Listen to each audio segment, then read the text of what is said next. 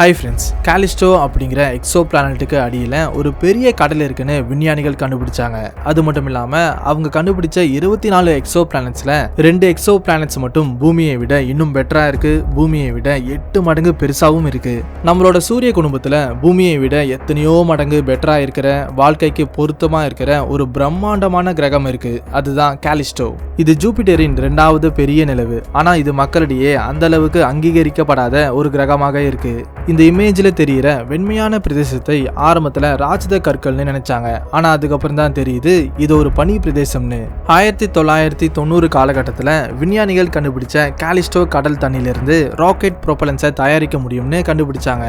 வெறும் இது மட்டும் இல்லாம விஞ்ஞானிகள் இன்னும் எந்த மாதிரியான விஷயத்தை கண்டுபிடிச்சாங்கன்னா, காலிஸ்டோ கிரகத்தை சுத்தி ஒரு அட்மாஸ்பியர் இருக்கிறத கவனிச்சாங்க. ஜூபிட்டர்ல இருந்து வர ரேடியேஷன்ஸை தடுக்க முடிஞ்சா அங்க சுவாசிக்க கூட முடியும்னு கண்டுபிடிச்சாங்க. மனிதர்களால உயிர் வாழக்கூடிய ஒரே கிரகம் பூமி மட்டும்தானே நாம உறுதியா சொல்ல முடியும். ஆனா இன்னொரு பக்கம் நம்மளோட பிரபஞ்சத்துல இருக்கிற இன்னும் எத்தனையோ கிரகங்களில் மனிதர்களால வாழ முடியும்னு விஞ்ஞானிகள் நிரூபிச்சிட்டு இருக்காங்க. உண்மையாகவே இந்த காலிஸ்டோ அப்படிங்கிற எக்ஸோ பிளானட்ல மனிதர்களால வாழ முடியுமா? இதை பத்தி இன்னைக்கு இந்த வீடியோல டீட்டெயில்டா சொல்ல போறேன். வீடியோக்குள்ள போறதுக்கு முன்னாடி ஒரு லைக் மட்டும் பண்ணி சப்போர்ட் பண்ணுங்க. அப்போதான் இந்த மாதிரி நிறைய இன்ட்ரெஸ்டிங்கான வீடியோஸ் போட எனக்கும் கொஞ்சம் மோட்டிவேஷனா இருக்கும். புது வியூவர்ஸ் யாராவது இருந்தீங்கன்னா நம்ம சேனலை சப்ஸ்கிரைப் பண்ணி மறக்காம நோட்டிபிகேஷன் பெல்ல ஆல்ல செட் பண்ணிக்கோங்க. அப்போதான் நாங்க போடுற புது வீடியோஸ் உங்களுக்கு கரெக்டா வந்து சேரும். சரி, வாங்க லேட் பண்ணாம லெட்ஸ் கெட் ஸ்டார்டட்.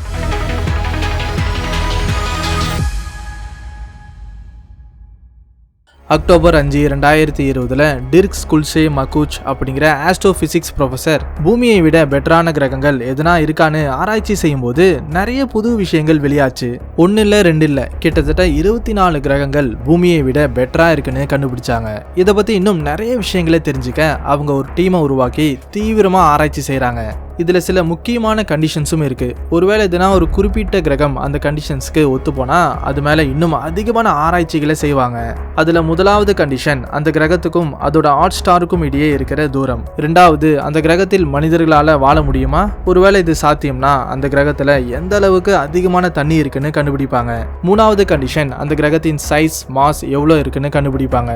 இது மூலமா உயிரினங்கள் எப்படி பரிணாமம் அடையுதுன்னு தெரிஞ்சுக்க முடியும். கிரகத்தின் அளவு அதிகமா இருந்தா அங்க நிறைய உயிரினங்கள் வாழ அதிக வாய்ப்பு இருக்கு. அதே போல மாஸ் அதிகமா இருந்தா அட்மாஸ்பியரின் மாற்றங்களுக்கு ஏத்த மாதிரி புவியீர்ப்பு விசை அதிகமா இருக்கும். கடைசி கண்டிஷன் கிரகத்தின் வெப்பநிலை. பூமியை விட 5 டிகிரி அதிகமா அப்படி இல்லைன்னா குறைவா இருக்கிற கிரகத்தை தேர்ந்தெடுப்பாங்க.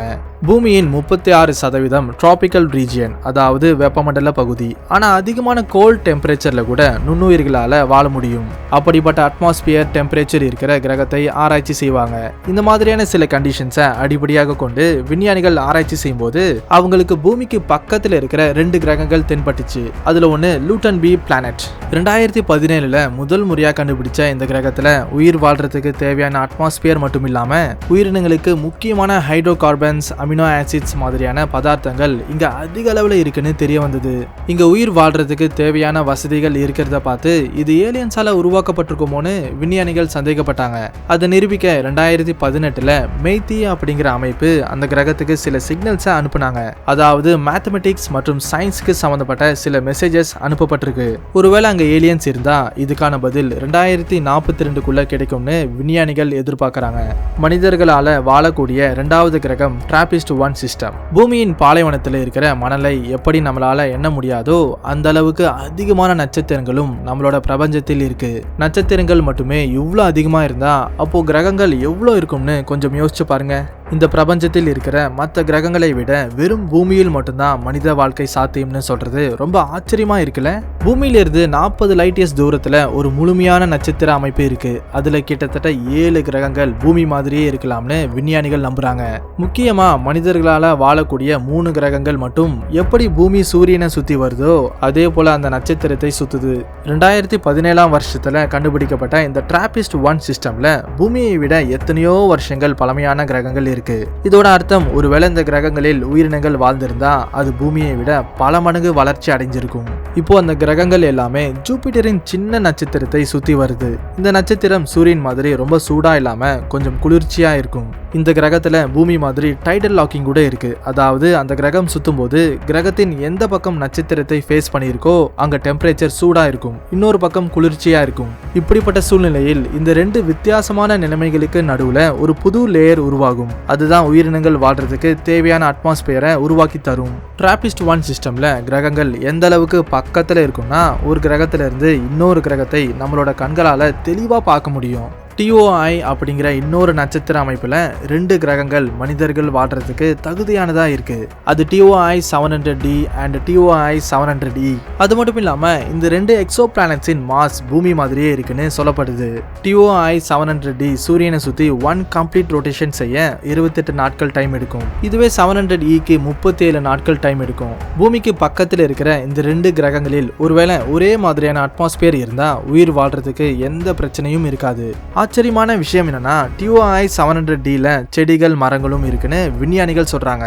ஒருவேளை உண்மையாகவே விஞ்ஞானிகளால அங்க போய் ஆராய்ச்சி செய்ய முடிஞ்சா பூமியை விட பெட்டரான ஒரு கிரகத்தில் மனிதர்களோட குடியிருப்பை உருவாக்க முடியும்.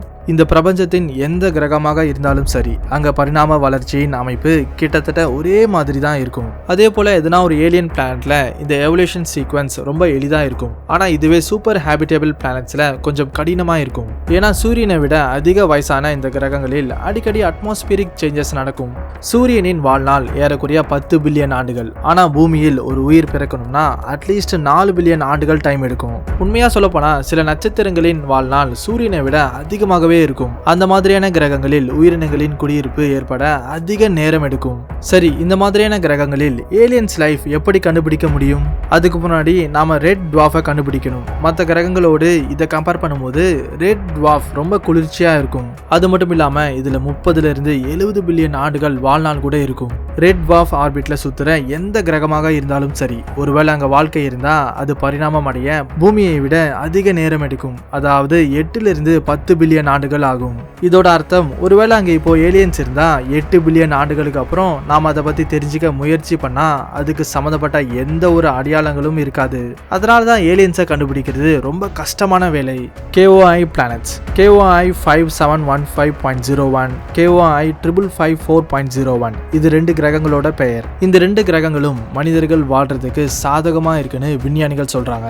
முதலாவது கிரகம் 5715.01. இங்க டெம்பரேச்சர் பூமியை விட 2.4 டிகிரி செல்சியஸ் குறைவாக இருக்கும். ஆனா இது பூமியை விட 8 மடங்கு பெருசு. இரண்டாவது கிரகம் 5554.01. இங்க டெம்பரேச்சர் வெறும் 27 டிகிரி செல்சியஸ் மட்டும்தான். இந்த டெம்பரேச்சர் நமக்கு ஏசில இருக்கிற மாதிரியான ஒரு குளிர்ச்சியான எக்ஸ்பீரியன்ஸை தரும். மனிதர்கள் வாழக்கூடிய ரொம்ப முக்கியமான கிரகங்களில் இதுவும் ஒன்னா இருக்கு.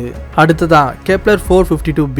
இந்த எக்ஸோ பிளானட் வெறும் 85 நாள்ல தன்னோட நட்சத்திரத்தை 1 கம்ப்ளீட் ரொட்டேஷனை பூர்த்தி செய்யும். இங்க டெம்பரேச்சர் அதிகபட்சமா 2 டிகிரி செல்சியஸ் இருக்கும். இதோட மேற்பரப்புல லிக்விட் ஃபார்ம்ல அதிக அளவுல தண்ணி இருக்குன்னு விஞ்ஞானிகள் நம்புறாங்க.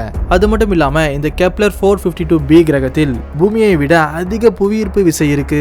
அதே போல இந்த கிரகத்தின் மாஸ் பூமியை விட 60% அதிகம். அதனால இங்க மனிதர்களால வாழ முடியாத சூழ்நிலைகள் இருந்தாலும் பறக்கும் உயிரினங்களால இந்த கிரகத்தில் வாழ முடியும்னு விஞ்ஞானிகள் ஒரு முடிவுக்கு வந்தாங்க.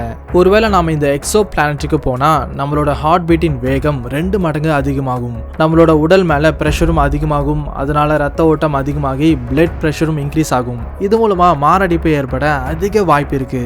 கிளீஸ் 667cc பூமிக்கு 24 லைட் இயர்ஸ் தூரத்துல இருக்கிற இந்த கிரகம் ஸ்கார்பியஸ் கன்ஸ்டலேஷன்ல இருக்கு. ட்ரிபிள் ஸ்டார் சிஸ்டம் இருக்கிற இந்த கிரகம் டுவார்ஃப் ஸ்டாரை ஆர்பிட்டா சுத்தி வருது. இந்த கிரகத்தின் ஒரு பக்கம் சூரியன் மாதிரி பிரகாசமா இருந்தாலும் இன்னொரு பக்கம் இருண்ட பிரதேசமா காட்சியளிக்கும். ஒரு ஆராய்ச்சி மூலமா என்ன தெரிய வந்ததுன்னா இங்க டெம்பரேச்சர் சுமார் 24 டிகிரி செல்சியஸ் இருக்கும்னு. இங்க லிக்விட் ஃபார்ம்ல தண்ணி அதிகமா இருக்கிறதுனால ரெப்டைல்ஸ் மாதிரியான உயிரினங்கள் வாழ அதிக வாய்ப்பு இருக்குன்னு விஞ்ஞானிகளின் கணிப்பு. ஆனா இங்க மனிதர்கள் வாழ்றதுக்கான அட்மாஸ்பியர் இருக்கான்னு கேட்டா இல்லன்னு தான் சொல்ல முடியும். இதுக்கான காரணம் இங்க கிராவிடேஷனல் எனர்ஜி மற்றும் தெர்மல் எனர்ஜி அதிகமா இருக்கிறதுனால ஹை டெம்பரேச்சர் உருவாகும். இது அதிகமான எரிமலை வெடிப்புக்கு வழிவகுக்கும். உண்மையா சொல்ல போனா இந்த மாதிரியான நிலைமைகள் மனிதர்கள் வாழ்றதுக்கு சாதகமா இருக்காது. சரி, நான் இப்போ உங்ககிட்ட ஒரு கேள்வியை கேட்கிறேன். உண்மையாகவே மனிதர்களால பூமியை தவிர வேற எதனா கிரகத்துல வாழ முடியுமா? இதை பத்தின உங்களோட கருத்துக்களை கமெண்ட்ல சொல்லுங்க. கண்டிப்பா இந்த வீடியோ உங்களுக்கு ஒரு புது விஷயத்தை தெரிஞ்சுக்க உதவியா இருந்திருக்கும்னு நம்புறேன். அதனால இந்த வீடியோவை முடிஞ்ச அளவுக்கு உங்க ஃப்ரெண்ட்ஸ் அண்ட் ஃபேமிலி மெம்பர்ஸ்க்கு ஷேர் பண்ணுங்க. மறக்காம நம்ம சேனலை சப்ஸ்கிரைப் பண்ணி நோட்டிபிகேஷன் பெல்ல ஆல்ல செட் பண்ணிக்கோங்க. ஏன்னா அப்போதான் நம்ம சேனல்ல போடுற புது வீடியோஸை மிஸ் பண்ணாம பார்க்க முடியும். மறுபடியும் இந்த மாதிரி ஒரு இன்ட்ரெஸ்டிங்கான வீடியோல உங்களை சந்திக்கிறேன். பை ஃப்ரெண்ட்ஸ், தேங்க்ஸ் ஃபார் வாட்சிங்.